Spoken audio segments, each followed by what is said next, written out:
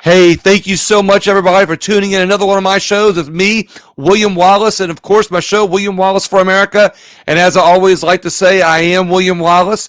If you watch the movie, you know what it references. However, today with me, I have Lorraine LeMon on. Lorraine, thank you so much for coming on the show with me today.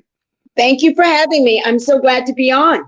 Well, I tell you what, it's an honor to have you. I've heard all about your radio show, and not only just your radio show, but your activism and the things that you've done to talk about how we can help our country.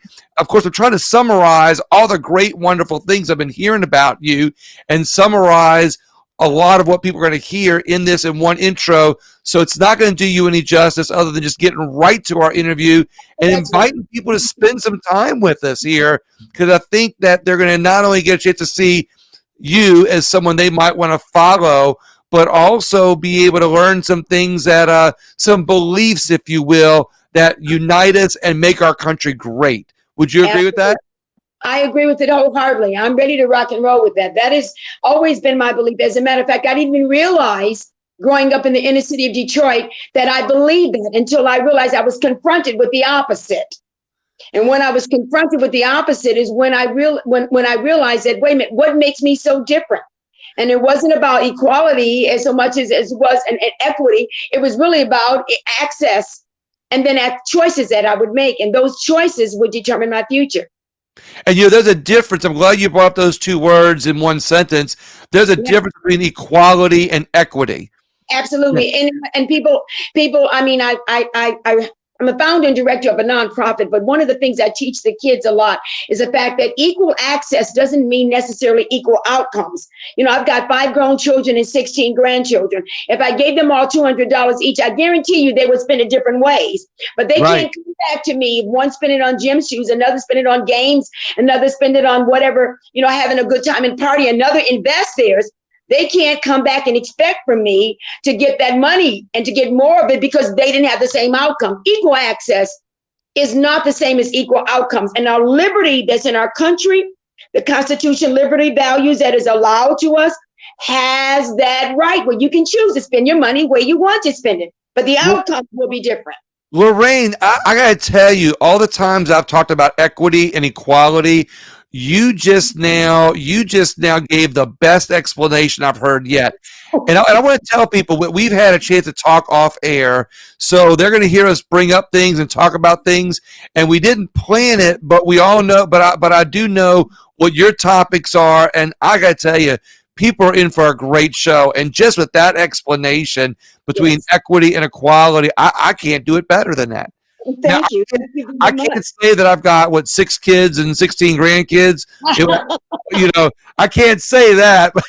I grew up in the inner city of Detroit. I remember I've been married for 40 something years, but prior to that, I had 2 kids. And I was struggling the whole system of the welfare, food stamps. And I remember standing, what really was my eye opener, standing in a welfare line, trying to get my rent paid. And the guy in front of me's gym shoes could pay for my whole rent. Amazing. So you've seen a lot of things that we're going to talk about that have made you have more conservative values. But I want to point out early in the show, because I know we're bringing on a lot of your listeners. Like and I'm going to name the listeners as they show up, so their names show up in the podcast.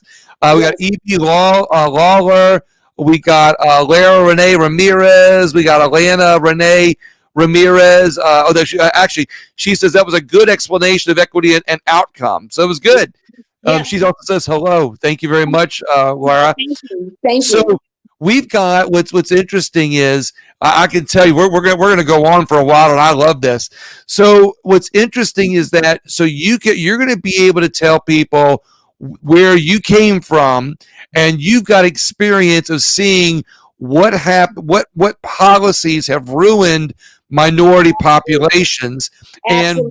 And that's what, and then you're going to tell the story about how you converted and now you lean more conservative. But what I like to point out early on is that conservatism knows no party, it knows no color. Absolutely. And it's just a different way of thinking, I believe. Listen, if I really believe if you actually put our values and our conservative beliefs on the ballot and remove the party and remove the names and the candidates, we'd all be voting for the same thing. I love it. 80 to 90% voting for the faith, family, and freedom. We all want that. We really Exactly. do. I love that. And if more people thought like that, I was talking to some Democrats yesterday, as a matter of fact. Now, look, I'm a Republican. I have conservative values. I believe in the conservative doctrine, if you will. I can't say that I agree with all the liberal policies. I don't agree with any liberal policies, but there's a lot of Democrat policies that actually contain conservative values, but they get misled with the far left of their party. But talking to some Democrats, I go, wow, we really we still have some things in common. And if we, that's what we need to do. We need to cross the aisle. And see, we can't cross the aisle because we refuse to have the conversation. Having the conversation to me is not defending my position. It's listening to my brother from the opposite, from the LGBTQ to the Democratic to the liberal, listening to them. And when you listen to them, they realize that you're respecting and honoring their point of view, at least as a human being. We all are entitled to that right. And so we need to find that common ground. I tell people often the number one thing to do is don't mention the T word. We know what the T word's going to do. It's going to set everybody off. I think Trump came along at his time. He did what he's supposed to do. If he gets back in, wonderful. If he doesn't, still wonderful. It doesn't change our purpose as Americans. What makes us Americans is a state of mind, not a race, not a party. It's a state of mind. People are dying by the boatloads to get over to this country. I've been to 17 countries. I've been to 17 countries, and I would choose to live in no other. I love it. And like you said, when you talk about crossing party lines and crossing the aisle, I like to tell people that's gotten a dirty word, or that's gotten a dirty name. We can find things that we can agree on without giving up our own ideologies. And look at the green tomatoes. If you like green tomatoes, find someone that like green tomatoes. If you're into the truck and the Chevy trucks, then get it. Whatever you find, your common ground and build from there. It's about the relationship. Even as a Christian, it's always about relationship. Exactly. We lost that, and the different parties they want us to be divided. They love that concept. Right. Keep us separated, keep us divided. That's that whole victim mentality that they have with African Americans, or shall I say, people of now they call them POC. I go over this over and over again. We went from the N-word to the Negro to the African American to the color to the whole thing. So the name has changed over and over. It only keeps us divided. Bottom line. I'm not an African American. Lorraine, I refuse to people to introduce me as an African American. I'm an American. And you know what you just now gave me a great thought, Lorraine. I'm going to have to thank you for, which is as the name for people of color or Negroes or Black people or African Americans. As the name changed, they will always make the previous name to be the racist one. So that not only does that divide us up even more, but it makes it harder for people to get united. Because while today it's okay to say African American, yesterday it was okay to say Black, but now it's wrong to say Black. It was wrong. Now it's wrong to say colored, but it was acceptable at one time, and they use that for more division. I have my friends who are Anglo-Saxon or white or Protestant. They'll say, "Oh, I'm so sorry. I said out the colored word." Listen, I tell them, "Listen, don't worry. I'm not offended. I'm a confident woman. I'm a human being. I know exactly what I am. I'm a human being and created in the image of God. It doesn't bother me. I realize where you came from, the era that you came from. That's what presented to you." And so the whole name thing. You don't call Italians, "Hi, I'm an Italian American, Mr. Brzezinski." I mean, a Polish American. No, we're American. Being an American is a state of mind. It's not a race. And from the beginning of time, this whole division, and I say it again, I mean, how can 13.4% of the population, which is what represents the African American community, separate corporations, countries, split us in half, and then go back to living in abject poverty when elections is over with? That has always been a problem for me. Right, exactly right. They when the election's over, they forget about the community. Exactly. That they went after. Is that a good way to say that? Absolutely. Those policies that have been put in place. I have friends who they look at me and they say, "Well, wait a minute. When did you become a Republican?" I said, guys, when I was in Detroit, I didn't come down to Texas and start drinking the poison. I stopped drinking the poison when I was in Detroit. And they thinking, well, wait a minute. Didn't we go in the streets together? Didn't we do it with homeless people together? Didn't we go to different countries? I said, yeah. Well, when were you Republican? I says, I was then. It blows their mind. Yeah. That all the time I was one. So now what does that say to me? That says, I didn't change. You did. Huh? That's a good one. That's a real good one. Yeah. I love it. And look, by the way, feel free to do all your voice impressions that you like to do. I know, and I get out in the parking lot and I think about it. My radio show is I'm on, of course, Monday through Friday, Hill Country Patriot. You can Google it and get it. You can't miss me. I'm the chocolate face between Bill O'Reilly and used to be Rush Limbaugh and Matt Long. So you can't miss me. But when I don't usually have a script, so I kind of just go for it. And when I get out in the parking lot, I have to laugh at myself. And one of the things that I laugh at is my characters. I pick names out of the blue. And sometimes I'm thinking, people are thinking, they're calling and thinking I'm talking about when I said, mate, nobody cares about your brisket. We're losing the damn country right now. Brisket don't mean nothing. And you keep saying, well, and then what I hate most is when I hear Christians say, well, it's in the Lord's hand. My word, are you in the Lord's hands? Because that doesn't mean you're just going to do nothing.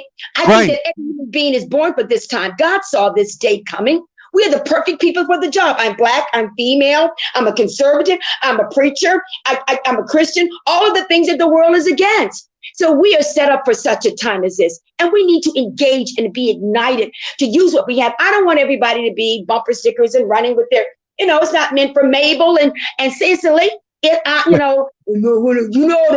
white man, he done did this. And listen, the victim mentality is to not only choke you, it takes knots after knot to keep your head bent to a trough, like an animal. When you're bent to a trough, which is programs, right, which is projects, which is those policies that cripple you, keep you as a victim. As long as you do that, you'll never look up. Even cattle.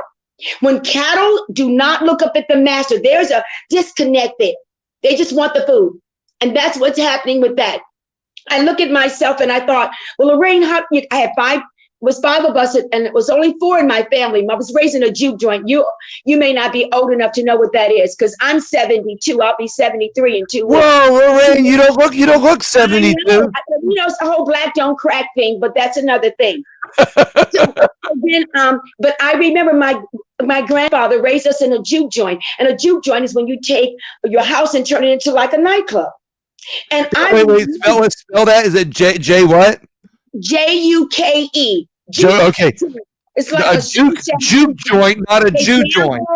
They gamble, they drink, or whatever. And they would call me in, a little 45-pound soaking wet person, to do all the dancing and the mimicking of characters. So those characters actually stayed in me. So when they asked me to do this radio show, I tried to be like all the Megyn Kellys. Good morning. This is a wonderful day in the Hill Country. And my phone starts blowing up. It's my general manager. He says, no, be Lorraine. Be Lorraine. And when I came back to the station, I just, good morning, Hill Country. This is your certified neighborhood colored girl. Now I call myself the authentic colored girl. Authentic. I love it. But you know what, Lorraine? I love the fact that you are being you, and your values were in, and you let your inside values come out of you, and you haven't let policies or narratives dictate or change your life in a direction. Yeah. I got a picture of in my living room by our big autumn chairs. We've got these big high back leather chairs. My husband and I, we talk a little bit when I come home. He calls me the reincarnation of Lucille Ball. He's right. I get him in unbelievable antics. So I come home and we're talking. I have the picture of my great grandfather and grandmother. Listen, I should have had that picture. I'd show it to you. They're standing in the woods, dressed up in their white shirts and her crisp puffy blouse, and they had this look on their face, and this look is a look of dignity, and this look is a look of honor. And I'm thinking, they're almost right next door to they're on the plantation. You can look at, but what was it? It was the fact that they realized they refused to let their circumstances to define their destiny. And this is where Black people miss it. And this is where we get the hook in our jaw and on our neck, is that we look at the circumstances to define our destiny. They have that dignity. And I say to them every now and then when I go to bed, I am not going to let you down. because this is the Americas long ago that other countries, when they were, come along, the czars and kingdoms and kings, Right. thrones, America, our founding fathers decided to do something different. They wanted to make a democracy and a republic. And the difference of that was being able to give the liberty and the freedom to the people. I love it. And then that liberty and that freedom to the people gives us the choice. So whether in slavery, we're the late guys on the totem pole. I tell people that often. Slavery was going on before the beginning of eons of times. America was the late people, and they get upset that, well, look the way they brought us here. Then they took me on the ship. I am so glad when I stand up that my forefathers made the ship, because I would not want to be in any other country but this one. Yeah, I love that. You're here. Your destiny brought you here. Your genetic destiny brought you here to the greatest country in the world. And I love how you don't vilify this country, because while a lot of people like to say that America had slavery, they don't tell people how America was the first one to and the only one to end slavery. Absolutely, and to start the whole cycle. This, which is always, all eyes have always been on America. They talk about us, they lie about us, they hate us, they say so forth and so. But number one, if we don't respond when chaos and crisis is going in the world, who is the first people they look to? I believe God, what I call the DS factor, the divine setup. I believe we as Americans were set up from the very beginning of time to be the teeny tiny country to do things different. And we did. We do things different. And in doing that different, we set up the Constitution, and we set up those things, the Declaration of Independence. All of those founding fathers knew that this day would come when the government would want to be king. That's what they knew. They knew it. That's what they knew. And they set it up for us to be able to protect our liberties, protect our freedoms, and tell everybody else, hey, look, we're going to hold our freedom sacred and violent in our heart. Real quick, we got Debbie Serial Albert on. We've got Linda in Senate on with us. We've got Debbie Albert's made a couple comments. She loves saying we're just Americans.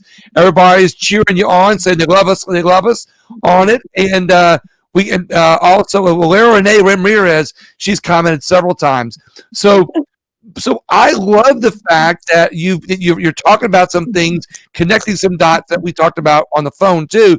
But when that picture was taken of your relatives all dressed up, looking dignified, about what year was that? We're talking 18, maybe 28. Maybe all the way to 1908. My grandmother was born in 1908, and she was a baby in that picture. She was a little bitty 2-year-old, 1-year-old baby in that picture. So wow. People see her mother and father, where they had times that they had to come up in. Here they are in the sticks, in these pristine white blouse and outfits, and he's got a suit jacket on, and he's standing there all like, yes, yeah, dignity. And I tell Black people this often, and any people of color, no one can take your dignity. There are people that are in prisons and been enslaved for Christ's sake for decades, and they still have dignity. They will walk out with their wrinkled prison outfit, straighten them up, and stand erect. No one can take your dignity. You give it away. And I remember growing up as a little girl in the inner city of Detroit. My mother had 4 little girls.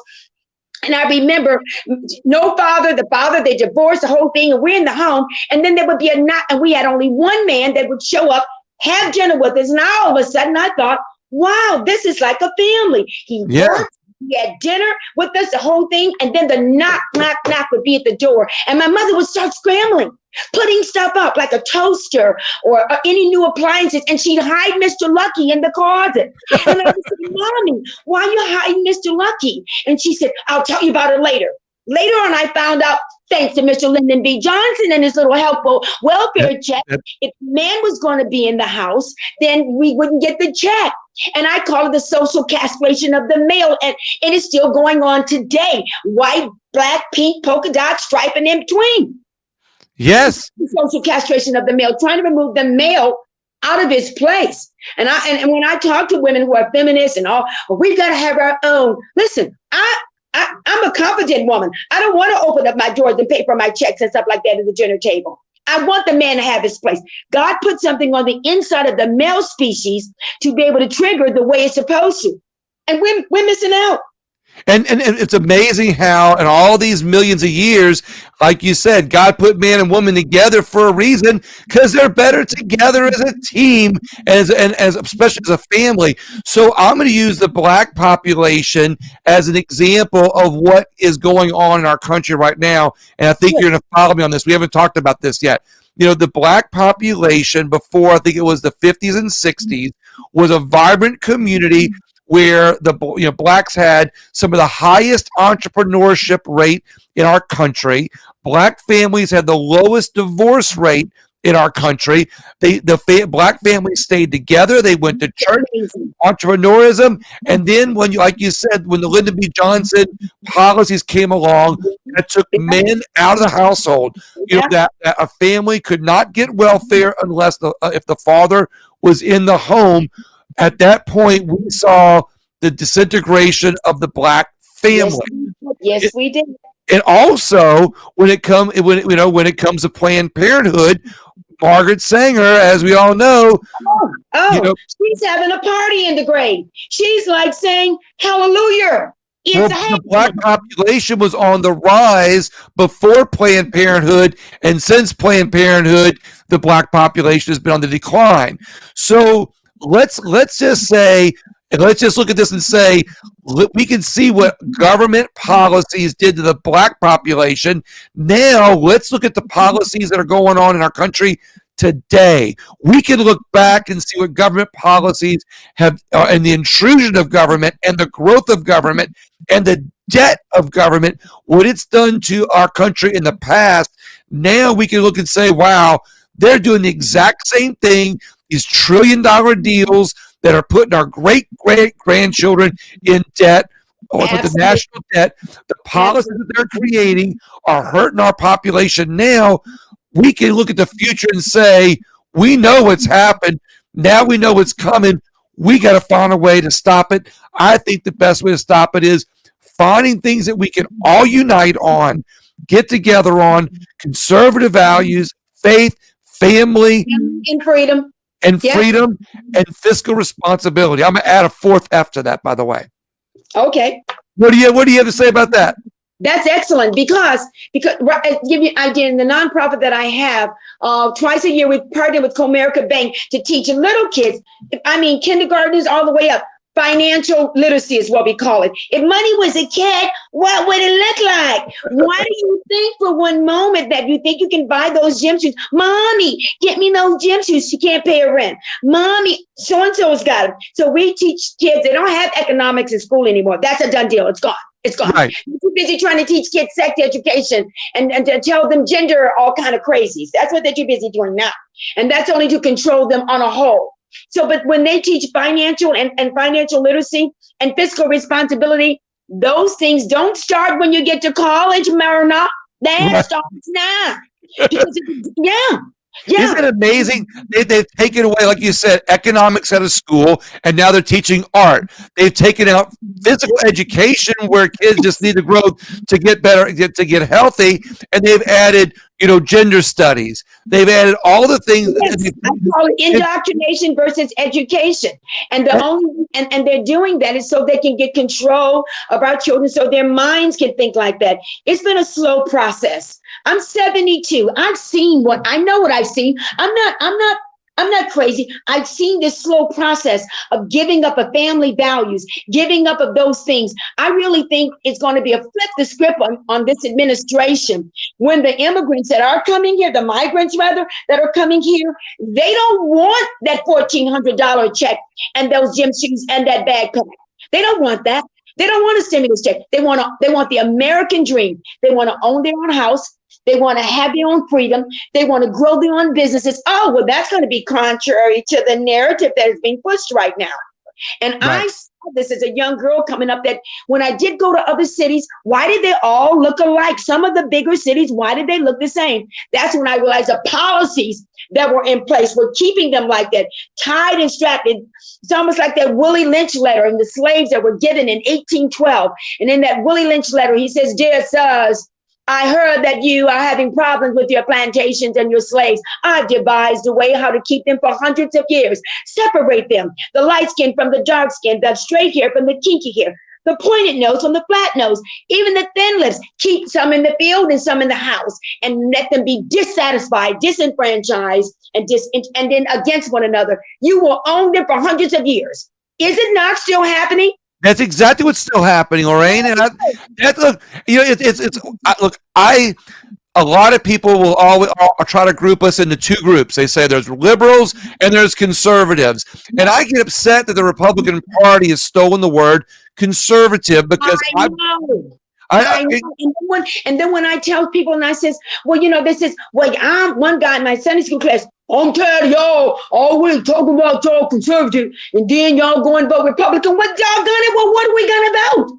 You're the closest to our values. And there's a deal with the Rhinos. I make this call on my radio station. I go, rah. And I said, what's that noise, Martha? Rah. That's the sound of a rhino when they're circling the dead. And and when we get ready, when we really want to remove those rhinos out of their seats and get them uncomfortable, let's start whining like that. They're one of our biggest threats to conservative values. That's right. Because they make deals. And this was I'll never forget Miss Pelosi when Mr. Trump, which I don't like to mention the T word, everybody goes, hey. But the one thing I remember is they were interviewing her after he had won. This was long ago, and they said, well, what do you think about the president? She's hyperventilating. I don't know. I just know we got to get rid of him. And I thought, because I didn't care for the guy from the first beginning. I didn't. And right. So she said, and I thought, well, why is she acting like that? And then it hit me because he wasn't connected to the trough of the rhinos and all those that they're working underneath. That's right. Politicians that are in there for lifetime careers need to be put out. So we got to stop going in there sometimes and checking that one little box and thinking we've done something royal. No. We need to heat the seats is what I call it. Make that phone call. Burn up that website, and regularly repeat that phone call to their office. It's almost like get rid of the labels of liberal, conservative, rhinos, everything. Let's just find candidates who can unite on conservative principles, fiscal responsibility, American values, and things that not only bring us together, but things that will help our country prosper, where everybody not only gets all the freedom that they deserve, but where everybody gets all the freedom that they need to live a healthy and financially prosperous life. Well, I think one thing that brings, although a lot of the liberal policies love to create a chaos because it then create a crisis. Exactly. Chaos. They can control all the CCs are there. Create the crises, then the chaos, then the control. So I got where they're going with their vitamin C's. But I have this thing called the 7 vitamin C's. Every human being comes to the planet with a cause. Every one of us, and this is what we're going to rely on. We all come to the planet with a cause. From the cause, we make commitments. From commitments, we're going to have challenges. From challenges, we got to make choices. And from the choices, we're going to have consequences. And from those consequences, it takes courage to change. So what are we looking at as Democrats, gays, strays, LGBTQ, everyone else? When we're in the grocery stores, that doggone chicken costs the same for you as it does for me. That gas. It's cost the same. That's when you cross the aisle. That's not conservative gas. That's everybody's gas. So I'm at a restaurant. I'm on a river trail that got restaurants, and I stopped and we sat down and the waiter comes and says, "Oh, these tables are reserved." And then there's a couple behind them says, "You know what? If it's just you and your husband, you can sit with us." And we thought, okay. So we sit there together. We're having this conversation. We're enjoying the meal. And then voila, of course, yours truly brings up, well, what do you think about Russia? Of course, that brings our whole political. And the guy, he goes off. The next thing he says is, Trump is this and Trump is that. I let him go. I don't defend him. I tell people, stop defending the T word. He's a big boy. He put his pants on before he even knew you. Stop defending the T word. And when I just let him talk after a while, I says, well, that's a very good point. I got a chance to listen to how he thinks. Right. And when I listened, then I was able to convey how I think. We left as friends. We exchanged numbers. It's wonderful. That's how it's going to happen. That's a great scripture. It says, have peace with all men as much as life within you. Stop trying to be antagonistic. Stop trying. You don't have to defend your nothing. Well, and I love how you say that because you're right. I meet people that I don't agree with politically at all, and I like them as people. I really think that when we refer to liberals, it's the far left. It's one of the most farthest left of the spectrum, and Yes. they are dividing up a lot of people that are to the right of them in such a way they're making all of us hate each other the same way that the far right of our party is Yes. dividing us up on the right in Yes, ways they that, are. and the far right, the far left manipulates all of us. When if we all got together, we're all more alike. Look, I've met people that are gay, straight, different religions, different colors, and when I talk to them, I go, "Wow, we really have a lot more in common." And you got Dude. some differences, but when you start focusing on what you have in common, you find things that you can unite on. And if we did that, the far left would not get away with what they're getting away with, and neither would the far right, and we have better policies. It's the PPP syndrome. I call the political pimps and crooked preachers. Don't get offended. I tell people all the time when I say Yeah. that. I'm a Christian. I love the Lord. Yeah. And have since 1975, and so, but it's the crooked preachers and the political pimps that keep us separated. That's Right. really they do. And I tell preachers right off the bat, I says, I know you won't invite me to your church because you're afraid I'm going to use a cuss word, but I promise you, I won't use the ones in the Bible, neighbor, that's already in your Bible. There's 5 of them, hell and damn, and then there's Shittimwood. That's my new one. But I tell them all the time, I want them to think clearly that what you're giving from the pulpit, we're taking into the streets. Don't give me that crapalooza. Don't give me that crapalooza that, we just all going to be. No, it's not. No, it's not. What you're giving us, you're feeding us that stuff, and we're taking it out. Right. Why couldn't have a conversation? One of the biggest problems I have is as a person of color, which I hate to say it, is the fact that when I'm talking to Black people and they automatically, and my white brothers and sisters there, soon as my white brothers and sisters walk away, they turn to me and start, well, what do you know how they are? I am incensed. I go, who are they? They all of a sudden they look at me like, wait a minute. So you're one of them? No, I'm a human being. I'm an American. When you cut me, I bleed red, white, and blue. That's what I bleed. And I'm not gonna let you talk about my brother like that. Like I wouldn't allow my brother to talk about you like that. Absolutely. I'm done with that. I'm so done with that.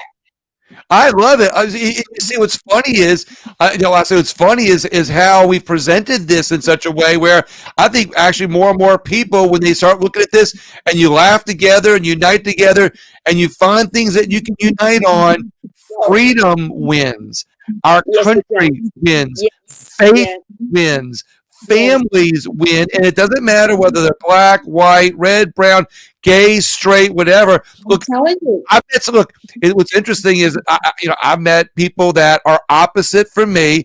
That when I've checked my ideologies at the door, and you talk to people as humans, and you feel and you learn more about them, and you realize what you have in common. We could really make a difference. Not only amongst each other, but politically speaking. And that's where I think this fight really needs to be headed is we need to find ways to unite with each other on, like I say, freedom, faith, family, fiscal responsibility, because if we don't, they are going to continue to divide us up. Absolutely. Like they did in the 50s and 60s, like they did in the Black family in the 50s and 60s. And they're going to do it in a way, fiscally speaking, that we're not going to be able to afford freedom. We're not going to be able to afford dependent. That's right. And we'll be so dependent that we'll need them. So they create the crises and then the chaos, and then they come in. I'm going to save you. We have the solution. Oh, yes, I will give you a $1,400 check. Hello, a $1,400 check. And we're glad at that point because actually in the whole thing of the ESG and the economic sociology or whatever they're going to do, they want to make us dependent to the point they think that we'll own everything. The government will own everything and we're going to like it. Yeah. Excuse the expression, hell to the no 17 times. No, they're not going to own everything and I like it. Right. Because the point in liberty and freedom is that we can, which is where I think the migrants, are going to flip on them. I keep saying it over and over again. They're going to flip, but we need to cross the aisle. Stop being so protective. I don't preach party. I don't. I preach Americanism. I'm an American. I'm not an African American. I'm an American. Right. And racism, guess what? It's always going to be. Get used to that. Why? Because racism is just like, okay, there's murder. Let's see, there's adultery. There's people breaking in houses. How many laws do they have on the book for that, Megan? Quite a bit. Yeah, they do. Has it changed anything? No. No. As a matter of fact, there's gun laws, and it doesn't stop people from breaking laws. There's drugs are illegal. Doesn't stop anybody from doing drugs. There's all kinds of. You can't drive drunk. How many thousands of people die every day in drunk driving? So it's no different. Like you say, racism is no different. We can make it illegal. Racism it's been in the Bible throughout the entire Word of God in history. Racism is a matter of the heart. 13 inches from the head to the heart. You cannot you can get people to tolerate. I mean, when tolerance came out, we got a tolerance. Everything was tolerance. Oh, yeah, right. You see what that got us? 10, 15 years later, we're still killing each other from the womb to the tomb. I tell Black people, I call it Black supremacy right now. What is Black supremacy? As a matter of fact, I wrote a definition. I got it, and I'd like to. I think it's codifying cultural norms. What do you mean codifying? It's like sanctioning cultural norms so that we can lower the standards for Black people, and so they can be able to continue to stay hooked. That's right. What I think. They have found a way to put and look, and we're saying Black people for the obvious, I guess, but and we're saying we're using that example. But when you think there's a lot of people, poor white people that have been put in this, they're larger. The larger number of people on welfare are white people. There you go. People will say, well, of course, because it's more white people. Yeah, but you told me that white is right, then they shouldn't have to be. I remember being in a heated conversation. And what about white privilege? If there's white privilege. And she said to me, I was in the house and I went to the restroom and I heard something on the news that a little kid had been totally mutilated. And I went, oh, breaking my heart. And then she says to me, well, what color was it? I lost it. I said, what do you mean? Right. She said, what color? I said, well, what difference does it make? It was a senior citizen. I just lost it on him. I said, what difference does it make? I said, why would you say that? It's still a human being. It's still a heart. And this person said this to me. I'll never forget. After we had got really going into the heat, she said, well, they don't have to. What do you mean they don't have to? You mean to tell me that the same enemies of darkness that are out there politically and everywhere is not for them, but it's for you? It's the choices you make.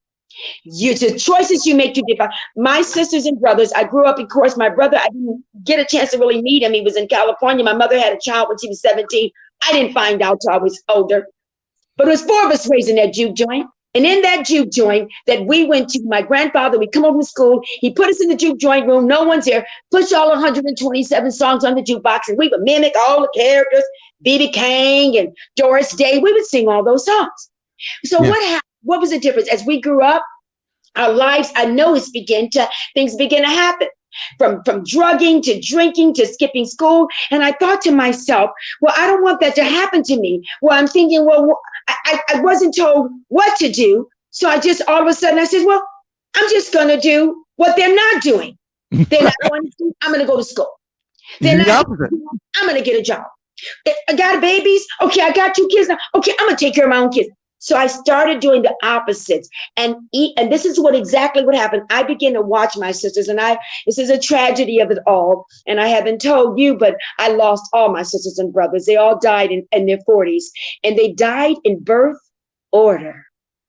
And that's why I called in that community I said from the womb to the tomb, between Margaret Sanger, drugs, and killing of each other. The slow Black genocide has been taking place. Unbelievable. One alive. And I thought about it in the funeral of my last sister. was many years ago now. And so I'm in the funeral and I'm hiding. I remember hiding in the bathroom, thinking to myself, oh, I don't want to go out and see everybody. They're going to all think pitiful me. And and I'm thinking to myself, and all of a sudden I asked the infamous question that every human being asks. And that is why me? And I will never forget what rolled back. What rolled back to me was, why not you? And I felt like God was bullying me. Yeah. And then he says, and then so now what are you going to do about it? And I went, Well, yeah. well, I'm going to live. I'm Yeah. going to do something great. So I refused from a very child to allow my circumstances to define my destiny. That God who sits high looks low. If he is omnipresent, and he is, if he's omnipotent, can do all, and omniscience and knows all, then he's at the end and the beginning of history at the same time. He's the only one that's operating in real time all the time. Wow. So then he must saw me. He had to see me in the weaknesses. He had to see me in this body encasement, chocolate body, dreadlocks. He had to see all of this, and he didn't change anything. So Martha, I said, all right, Martha, okay, all right. If God didn't change nothing, then you are the person for the day. You are to do the job. Obviously, you can do the job. And I said, and if you cry one more time, Martha, I'm going to slap you like a silly white girl in an old Hollywood movie. That's it. I love. How did your siblings die? They're drugs, basically. Drugs. Drugs, yes. And how many kids did you? How many siblings? It was 5 of us.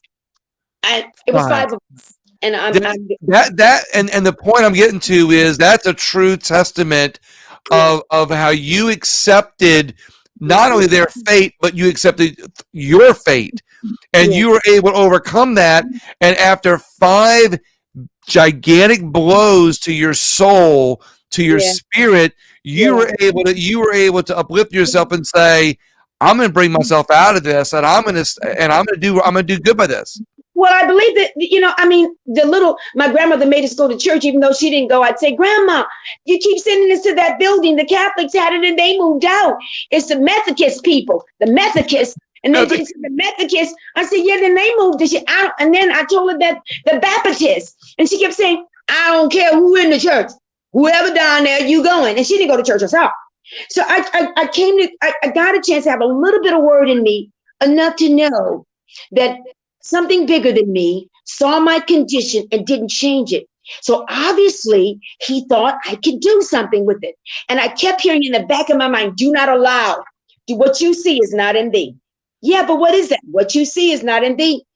So I remember sneaking in the back window of my little friend Judy, who was white, and her mother didn't allow Black people in the house. And I'm thinking right now, I'm working on a book.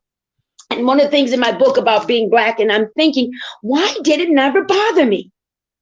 Why did it not bother? And the only thing I could think of was that I always kind of felt that was their problem. That wasn't my problem. That's a great way to look at it. My gosh, Lorraine, I think you've solved racism right there. That was their problem. So if it was 6 things to do to get a job, and then I get there and I'm a Black person and say, oh no, there's 25. Bring it on, baby. Right. Bring it on. Then I'm doing the 25. I'm not offended by it. Exactly. I love the fact that you're able to talk about color, race, religion, and all that. And the reason I say it this way is, no party lines, no stereotypes. You just say, hey, look, it's what it is. This is how it is. And so what if you happen to be this color? It's all the same flow chart. Imagine what would happen.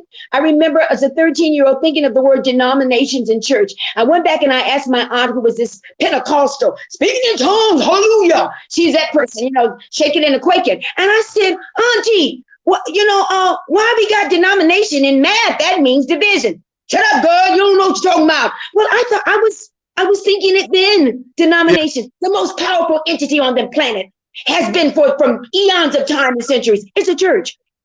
We're the number one entity that can change a lot of this around. But we won't, because we're too busy trying to break pecan pies and have our little communion and our little teas, and we think we're done. We're not done. And I blame the crooked preachers and pastors for that. The word of God says, he said some of the bodies, apostles, prophets, teachers, evangelists, and preachers, for what? For the work of the ministry, for the edifying of the body of Christ, for the perfecting of the saints. When we're in that church, we're supposed to be able to get up and go and spill out gospel. That's right. Spill gospel out. But we're not. We think we're done. We're set up for this time. This whole thing with the Democrats and the Republicans and all this happening, I can't think of a better time for me to be born. I really do. I said, we are the standard. That's right. So I say, boot up on my show, on my radio show. I say, boot up, America. What does that mean? What are you standing on? What are your foundation? Suit up, America. What does that mean? Who you believe in, your values and your family things. And then show up. And then what? Do like the Spartacus. Lock shields. Lock shields. Right. And I love what you said about when you said people get in their little church groups and they feel like, okay, I've done what I had to do. It's no different than people get in their political party, or they get in their political groups, or they get in their individual groups and they say, okay, we're done. They don't realize that we can't isolate ourselves in individual groups. We have to work across party lines, ideologies, to find the things that unite us in a way that we can shed ourselves of the far left and the far right. And when people ask me what I think the far right is, I say the far right is really the establishment-minded people that have an establishment that they're able to say, hey, look, the establishment has controlled a lot of elected officials like the Rhinos to be able to do the things that they need done, do their bidding. So if we find the things that we can unite on, look, we're not going to unite on everything. Look, there might be an LGBTQ person that I go, wait, I can't agree with that. But you know what? I've met a lot of people. I've met gay people that are more Republican than some of my conservative friends. I know. Right. And then we divide with them. And then the thing about it, I said, you know what? That when God set me up in this encasement, right.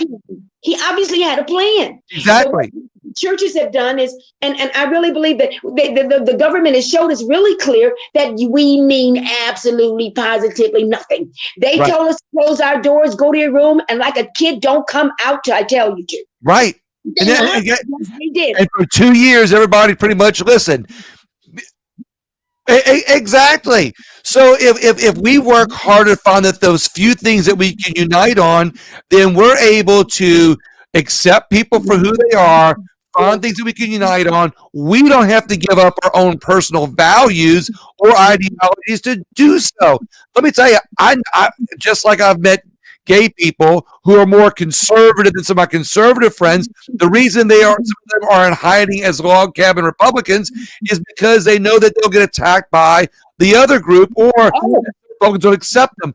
But if we were more accepting of people for their personal values in ways that didn't make us have to sacrifice our own values, and we find those things that we can unite on, I believe we can get rid of the establishments that's separating us, running up our fiscal debt, dividing us up in ways that's taking our freedoms.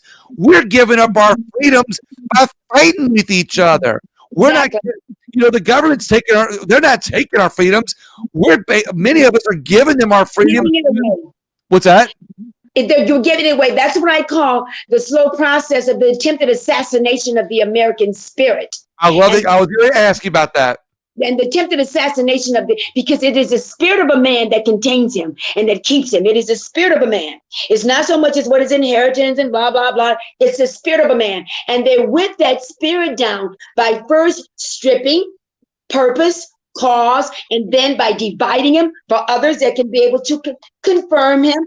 And then they keep the chaos going, and then the control going. And it's almost like the 6 easy steps. First, to remove the freedom of speech, right to assemble, right to protect yourself, all those things that make you a human being. If I strip that and you look to me, and I strip that and you look to me, if I keep stripping, you're going to only look to me. That's right. That's what I feel. And when you say look to me, in this case, it's government. It's That they're government. trying. Big boy government. Big boy government are trying to get you looked to. And I keep telling my friends, I'm like, look, I'm conservative minded. I have conservative values. I'm Republican. And because some people will say, well, you talk about uniting people that you disagree with, maybe they have different. Well, guess what? Like I said, I ran for office 3 years ago. I don't know if I've told you this or not. No. Yeah, I ran for office 3 years ago. So I'll tell you this. I'll tell you this little story and for the people who haven't heard this before. 9 years ago, when I started my radio show, I wanted to be the next right-wing conservative talk show host, and I got on the air, and all I talked about was the right-wing ideology, all the right things that were going on, all the narratives that were going on, all the hot topics, and I talked about them in the most rightest of rightest ways, and it felt great for a while. Well, I went out and I ran for office 3 years ago. Well, I'm known as a candidate that knocked on every single door in my district. I ran for the state legislature, and for 8 months, Lorraine, I knocked on every single door in the district. And my biggest fault was that I listened to people for a long time. I would be out. I'd knock on a door at 8 o'clock, 7 o'clock. I knocked on doors so the street lights came on. That's what I went on. Just like I was raised, when the street lights come on, you go home, right? So yeah. I knocked on doors. I might knock on doors at 7 o'clock, 10 o'clock at night. I'm walking home, right? Because somebody kept me for a time. Well, I ran in a district that I thought everybody looked like me, everybody thought like me, everybody was going to want the same thing. And I found out, even in my own community, that there's a lot of people who don't look like me, that don't think like me, that are very different from me, but that I listen to them. And I realize that although they might not look like me, they might have a different label, they might have a different race, they might have a different religion, whatever. When you talk to them, you realize how much we are alike. So that's why I always say we're being divided up by a far left and a far right, and we got to be against those leftist ideologies that are damaging to our country. We got to be against those. I'll never let that go. No different than we have to be against the establishment-minded people on the far right, and the Rhinos included, that do things to destroy values. Absolutely. And if we find those things, I got some Democrats. Look, in the state legislature right now, Lorraine, there are Democrats that have some really good policies.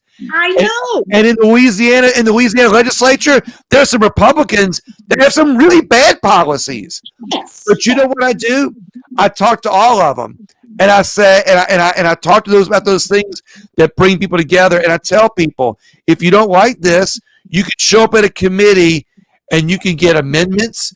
You can fight for having more language added to make it more resemble what will bring more people together. And if we and look, sometimes the solution, sometimes finding what we have in common is so small, is such a small amount. No, I know. That guess what that means though? That means less legislation, smaller bills, and less things that we can unite on sometimes becomes a better solution than these broad sweeping trillion-dollar deals. And that's why I tell a lot of people, instead of trying to go to Washington, no, start grassroots, start where you're. The Bible actually speaks of your Judea, your Samaria, then you're out of parts. What is your Judea, Mabel? Your Judea is your little community right there, Johnny. Start right there in your community. Absolutely. Exactly. And Absolutely. Then unite more and more. And I look at when I'm having the conversation with someone I even called the challenge on my radio show. I says, all right, you guys, you want to have a conversation with someone, don't look like you, don't act like you, don't talk like you. I probably don't look like you, don't act like you, and talk like you. Call me up. Let's go to lunch. Somebody took me up on the challenge. I love it.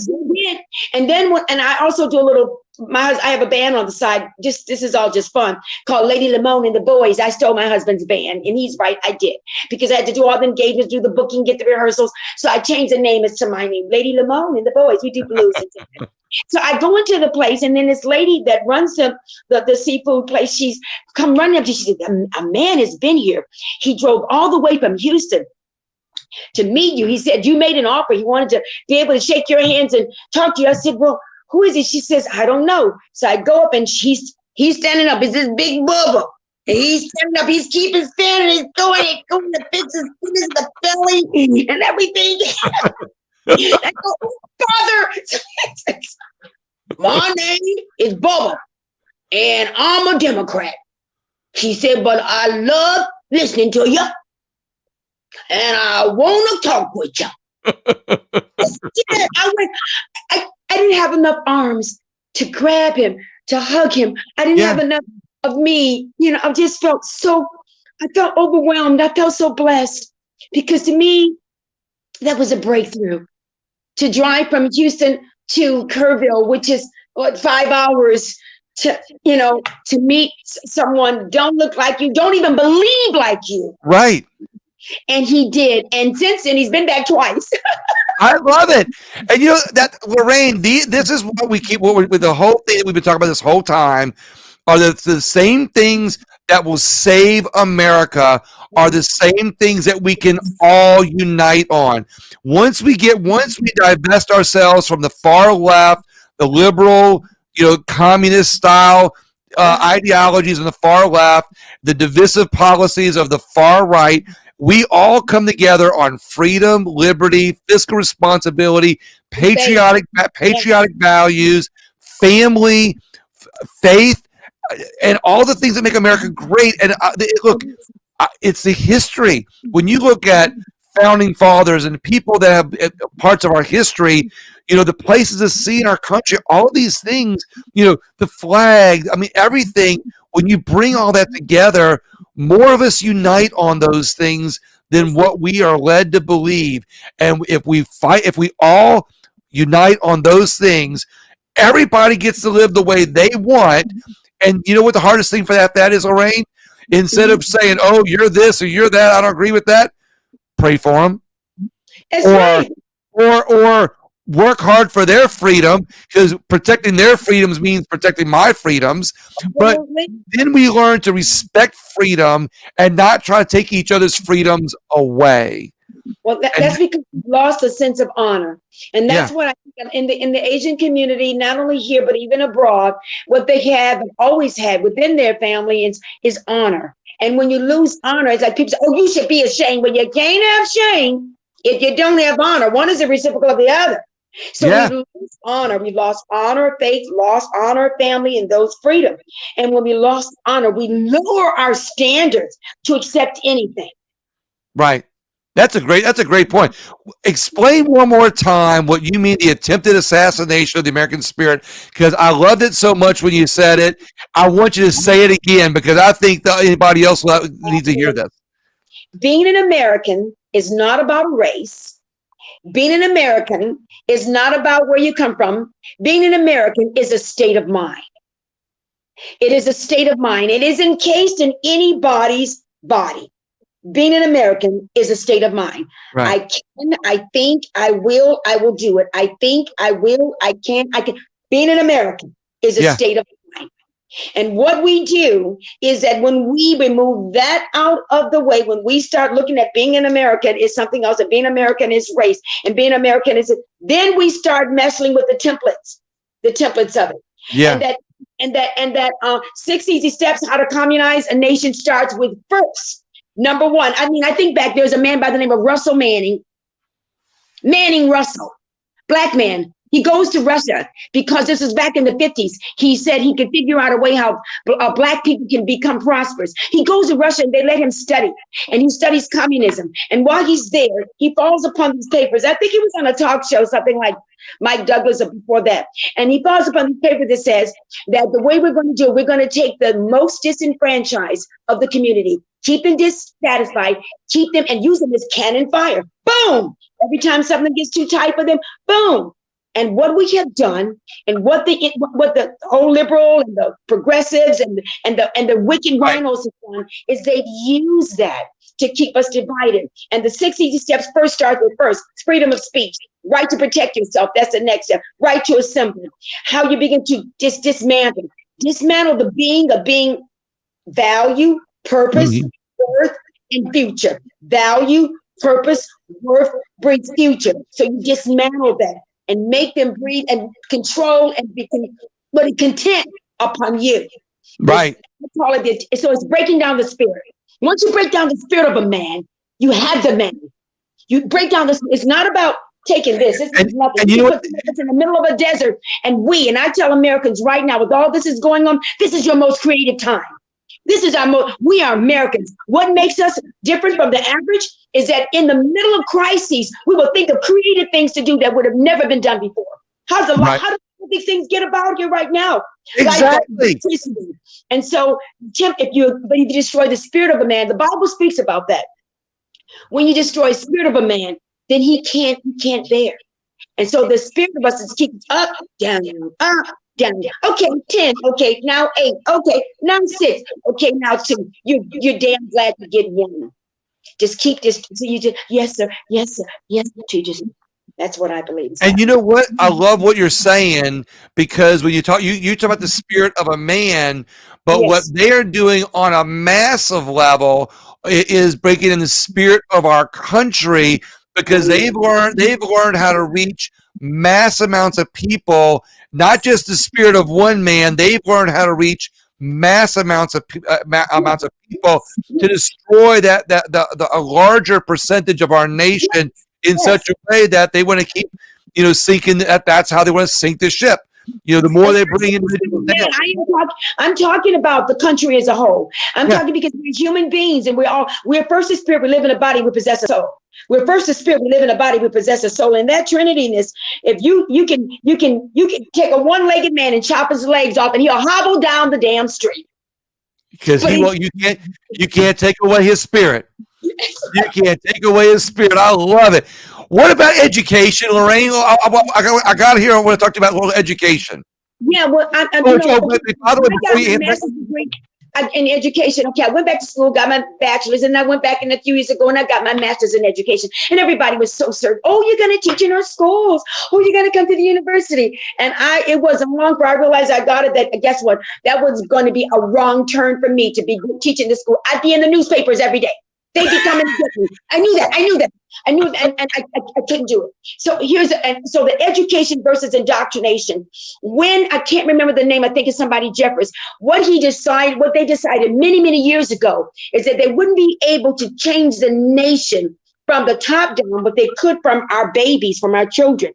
So in schools today, that education process, the whole thing with sex education, critical race theory, Project 19, all of that, it's actually to remold and shape their minds so that by the time they get from 3rd grade to 6th grade, they're already questioning America. They got kids in 3rd grade writing letter to the Cleveland Indians. You need to change your name because you're really, violating the Indians, And so they're indoctrinating them as opposed to educating them. And then by the time they get to 5th and 6th grade, then they're doing reports on what makes America bad, not what makes America great. And Lorraine, the way they've gotten here is that far left that we keep speaking about. They divided up everybody to the left of them, and even some of us on the right. They divided us up in ways to where they can get away with it while we're fighting with each other. And there's not a lot of them. Keep them divided. Yes. Keep them divided. And there's not a lot of people on the far left. This is a small percentage, and they are successfully dividing us up. That's why I always say, look, we might not always agree with each other on some things, but when we find the things that we unite on, we're going to unite on a lot more than what they are. Let me tell you something that's happening. See, but what is happening is that little Megan is coming home and saying, Grandma, take that flag down. See, the little Megans that you let go through the 6th grade. Right. They're coming home and saying, Grandma, no, I don't want that. We're innate racist. Grandma, you're racist. I'm not a racist. I ain't never been racist. Because that saturation is going all the way from 3rd grade, 4th grade, middle school. By the time they're in high school, they're already indoctrinated. And this is what I tell people on the radio. I says, answer me this, Mabel. Why are you working your butt to a frazzle to get little KK Ray Benny Rodriguez into a college after you're already done saturated and dunked him into that whole theory of socialism and hating America? And then you go, oh, she finally got out of school. Now you're going to sell everything and send them to college where they really noose them up for life. Oh, ouch. Exactly. That's I said, exactly. if you're going to work for a world corporation, if you're going to work for big corporations, big tech, when big tech got in bed with the oligarchs, they produced an ugly baby. They produced an ugly baby, a very ugly baby. All babies ain't, that ain't cute. No, that ain't. And it's a hateful baby. And so education right now, parents, I'm telling them, get into the school boards, go to the meetings, stand up. I'm even telling kids, guess what? You know, they do let you have your phones. You can't have it on, but you damn sure can record, damn it. They're telling you, we're going to be studying this book and you don't need to tell your parents about it. Wait a minute. Well, there are kids. The word of God says, train up a child in the way they should go. It is our responsibility. You let KK, Ray go steal something. Then they're going to call us then, right? No. Right. It needs to stop. And so that education process, I can't remember was with philosopher, but he was connected to Nietzsche. He said the way to do it will never be through policies and rules. It will be through education. From the root up. That's right. We will get them. And that's what's happening. And if we find those few things that we can unite on and be more tolerant of each other's freedoms, we can take over education, which is something that we can all unite on and do it in a way to educate. Because, see, here's what I tell, I always like to caringly, lovingly say, my friends on the left, I always tell people, like, and even the Democrats that are, they're more Republican or conservative minded than they realize, but they're the closet conservatives. They vote Republican, but they would never tell anybody. Exactly. Or even if they're a Democrat, voting Democrat, they only vote Democrat because of one issue or another. They might say, oh, but I'll just use gun rights for an example. They might say, oh, gun rights are bad, and I always tell people, guess what? If you fight to take away gun rights, it's not going to be long before governments fight to take away a right that you love. It's that when you give government or the far left or the far right the permission to take away a right, it works both ways. It might not work. It might work in your favor now, but it's going to work against you later, which is why we have to.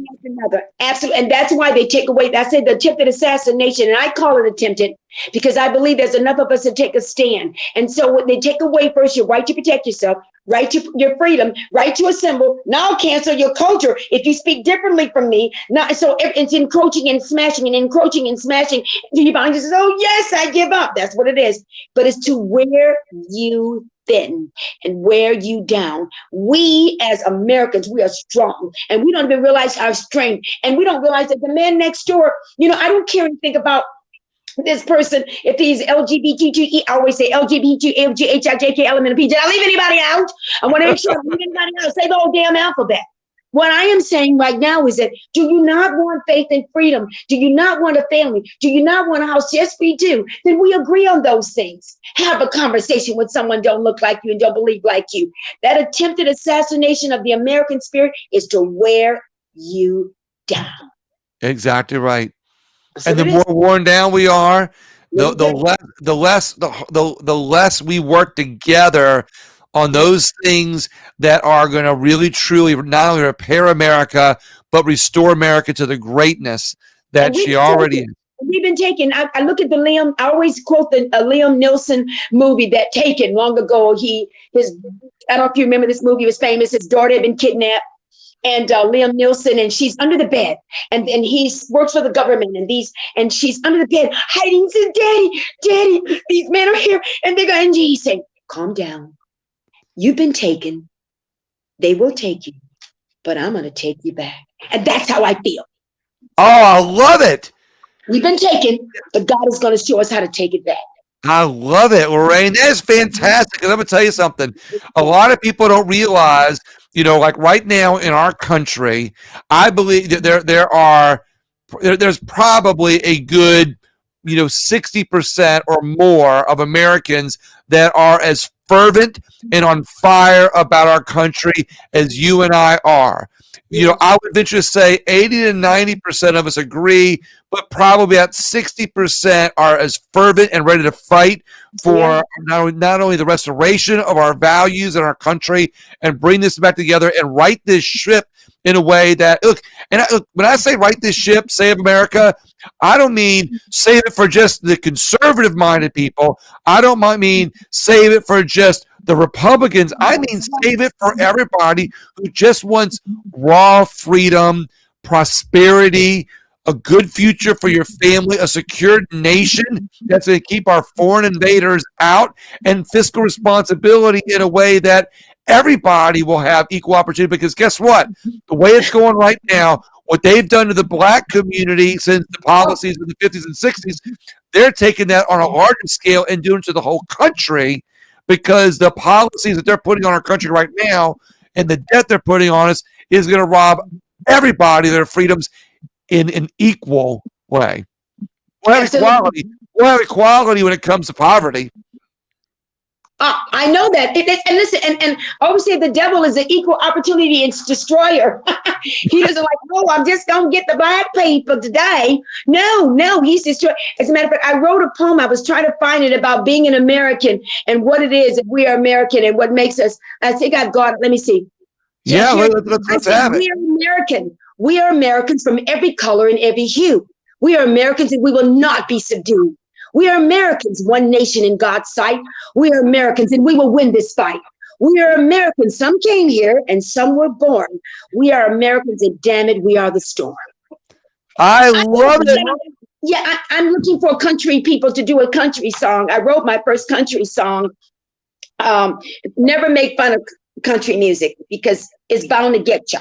No, exactly. Oh no, yeah, I never make fun of country. It's funny because we there's always there's oh, by the way, Debbie Albert, who I know, she says beautiful. So she loved that there. There's a lot of people commenting on here. There's a Linda Peterson too. Says, buckle up, Lorraine LeMon is in the house. I love it. I love it. And my good friend Tina Tarrington Payton, she says, hi, Lorraine and William. I can't wait to hear Lorraine speak at our meeting.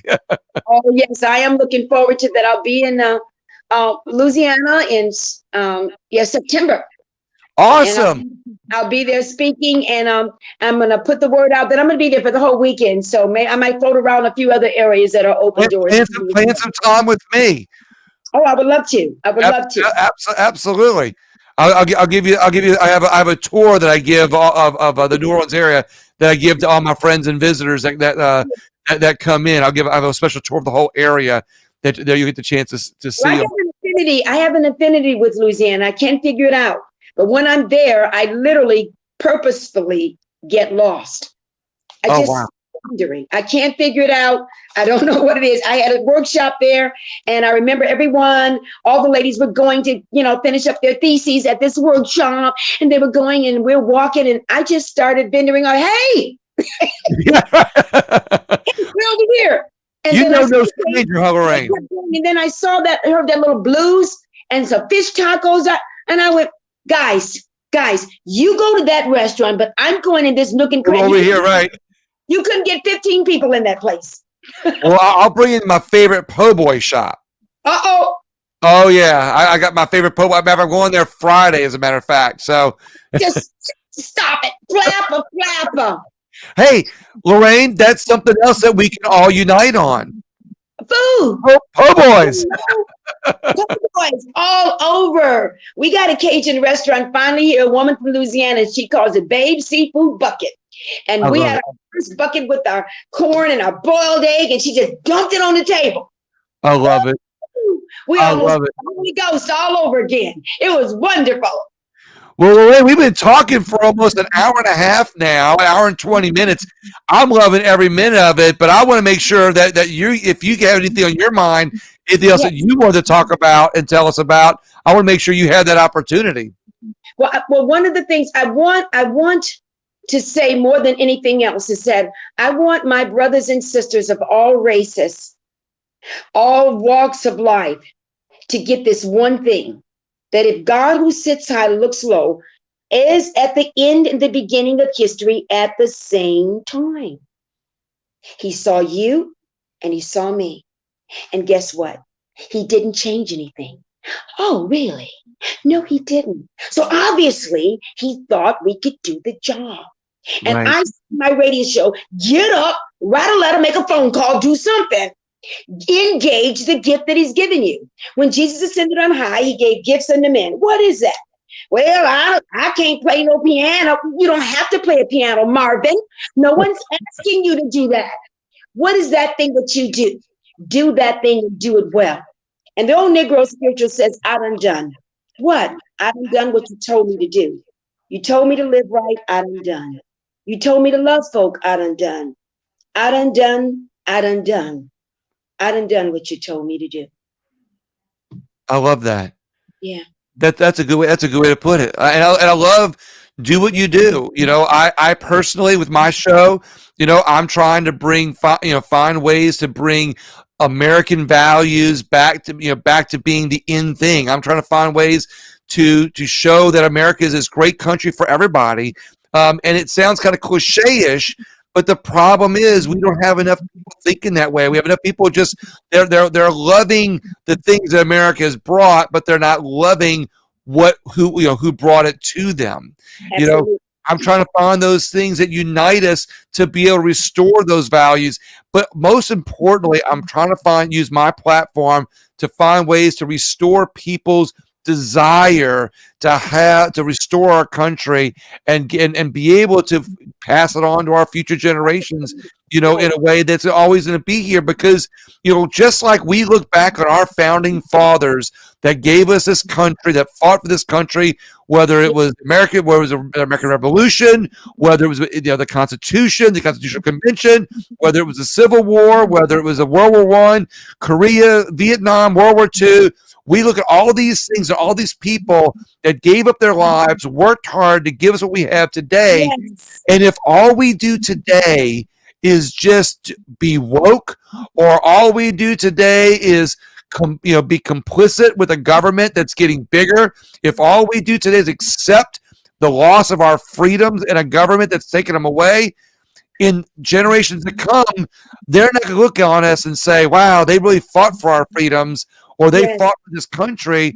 They're going to see our point of time as a time that we gave up. And I don't exactly. We're making history. How are you choosing to make his story known? We are part of history right now, and we're making his story known. What will be said of us? What will the next generation say of us? We clear the trees and our kids come along and build the kingdom. We need to do our part. It's not a bucket list, how you want to live. No, for me, when I buried my mother 3 or 4 years ago, I remember getting the license because I found out Texas, you can bury on your property if you got 5 acres or more and it's not near drainage. So I got all the paperwork and everything. And as I watched my mother in a slow process of making her ascent, I remember thinking to myself, the bucket list that Americans have. Oh, before I die, I want to do this. No, I don't have a bucket list. I live the list. What should be is not how you want to live. How do you want to go? What would you like to be said of you? That dash between this, on the that dash thing. So my show, I ignite. I'm very passion driven. I just boom, boom, boom. So I ignite and I engage people. I ignite them, strike fire. I always say, buckle up, America. Put your arms and legs inside of the car. It's going to be a wild ride. If you didn't put your arms and legs in, too bad for your aim. Get up out of that street. And I'm pushing. I'm driving. Yeah. And this is the way I want to go. Well, what happened to Lorraine? Well, she was out there pushing and driving and just talking up a storm, and she just left up out of here. I don't mind it. That's the way I want to go. Doing. Right. I love it. Go. You want to be known as you stayed here fighting until you had all the fight out of you, or somebody took it out of you. I say that all the time. My husband says, well, I want to live to be 90. Somebody said, well, I said, listen, I don't want to live one day past. Not one day past when I done what I'm supposed to do. I'm here for a purpose. I'm not here for me. It's You're not right. me. No, I No. want to do what I've been designed, what I call the DS factor, the divine setup. I want to do what I've been designed to do. And I don't think it's a coincidence that the Bible talks about freedom all the way through it. And our Constitution talks about protecting our freedom, our God given Yes, freedoms and liberties. And yes, I yes. don't think it's a coincidence at all whatsoever. And nor do I ignore the responsibility on our Responsibility. generation and on our time and on people like us who have the desire and the will to lead the fight to be able to protect this country, the Yes, freedoms that are protected in our Constitution, given just by our Creator, and protect our country for future generations to enjoy the absolutely, same thing. Because without freedom and absolutely. liberty, you don't have people that are going in the right direction. You have lost. From dangerous to bikers in between. I mean, when I started speaking in jails and prison, Border Patrol, even the Border Patrol. This one thing is significant. It's called Crave. It's up here on my wall, right here. I got it for the kids in my program. It's called the Crave. What is the Crave about? That is C for commitment, R for responsibility, A for accountability, V for vision, and E for example. Every human being is a Crave ready. I I don't love care it. black, pink, polka dot, married, unmarried. If you can't make a commitment, you can't be responsible.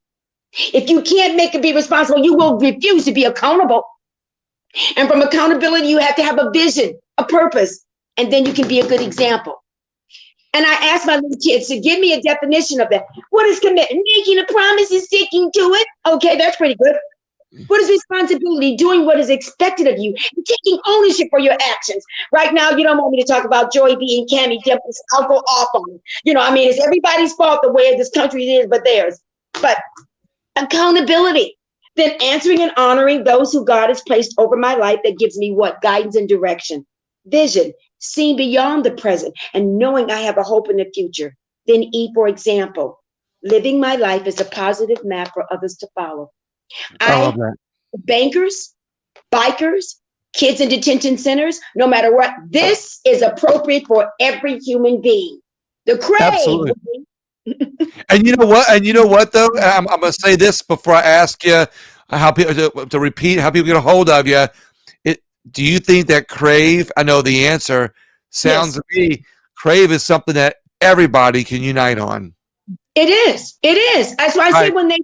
when I go speak in various places, I mean, I can leave a school of teenagers in a high school and go to the Border Patrol and teach the same thing. Right. The same thing. No marriage can exist without it. No business can exist without it. No Yep. relationship can exist without it. You're nothing. You Nothing. have to have commitment, responsibility, accountability, and vision. You do, or you're just walking around in circles. Wow. Well, but before I get you some last words in to be able to tell people how to find you, it's funny. And I look up. There's a bookshelf above me that I have Victor. I was at Walter Manning's book that you Oh, referred to a little while ago. I bought that. I bought that a couple months ago. did The one that you? I do. I have that book. It's on the bookshelf someplace. So I do have that. Lorraine, how can people find you? Well, for right now, of course, they can find me. I mean, I have a Facebook, and then my website. I'm going to send you the link. It should be up and running, but it's Lorraine LeMon, L small E capital MON.com. I'm having someone else to totally refurbish it. While we've been talking, you might have seen this on your phone, but while we've been talking, that's been scrolling at the bottom. Oh, It I says can. it says Oh, to find out more about Lorraine LeMon at www.lorrainelemon.com. or go to Facebook Yeah, and then get me there. I have the links, but the people that are working on my website right now, they want to be able to create it when the algorithms, they're going to count the algorithms and they're going to take me, and I have shows where I've done 60 seconds can change your world. In 60 seconds, I did 84 60-second shows. I love it. Take those little nuggets, pop them up. Hi, if you're looking at me, you're probably assuming I'm an African American or person of color. I'm neither. I'm Lorraine LeMon. I'm about to rock your world. Buckle up. So if they listen that long, it's going to click them and they're going to do a number count. And after the number count, they're going to put me on right after major talk show hosts from Bill O'Reilly to you name it. And I I'll love have my it. I love it. Why? But you I can't love get it. Hill Country Patriot. You go hillcountrypatriot.com. Okay. Hillcountrypatriot.com. Do they have a Facebook page too? Yes, but you can also Google it and you can get all my messages. They podcast them. Okay, good. Well, Right this show will be podcasted on my podcast app at William Wallace for America. It'll be I'll have it on you. It's going to be on YouTube. It's going to be on Rumble, and it'll, of course, I'll show them. It's on my Facebook page right now. But Yes. I take the audio from this and I put a podcast together. So somebody, if they want to just listen to it, they go to my podcast app at William Wallace for America. They listen to that. But also, I was out there in Dallas just last week. I'll invite you. You ought to listen to the interview that I did with Peter McCullough. So Yes. I did an interview with Peter McCullough last week. So he was awesome out there. But they can email me, Lorraine.lemon623@gmail.com. They can email me. They can Facebook. I'm on every day on the radio, 5 days a week. Mhm. I podcast my radio with my Facebook. So here's what I'm gonna do. What's your email again? Lorraine LORRAINE dot LEMON 623@gmail.com. I'm typing this into a comment right now. Oh, I got you. So it's Lorraine. So does anybody who's in the comment stream that wants that, it's going to be in the comment stream right now. Great. That'll be good. So they can catch that. And by the way, my website should be up and running. Hopefully they had it now for a while, but I gave them a hard time because I wanted this change, that change, this change. I'll send you the link. The link. I'm putting that in. I'm just not trying putting it in. For some reason, it wouldn't come up, but we'll do that. Lorraine, it has been absolutely awesome talking to you. My God, I've enjoyed it. Look, I have a good time sharing myself. I really enjoy it. I think it's a great opportunity for me. I always said that, there's a scripture that says you come to the kingdom for such a time as this. I can't think of a better time for me to be born. When everything is the way it is, I'm in the perfect time in my life.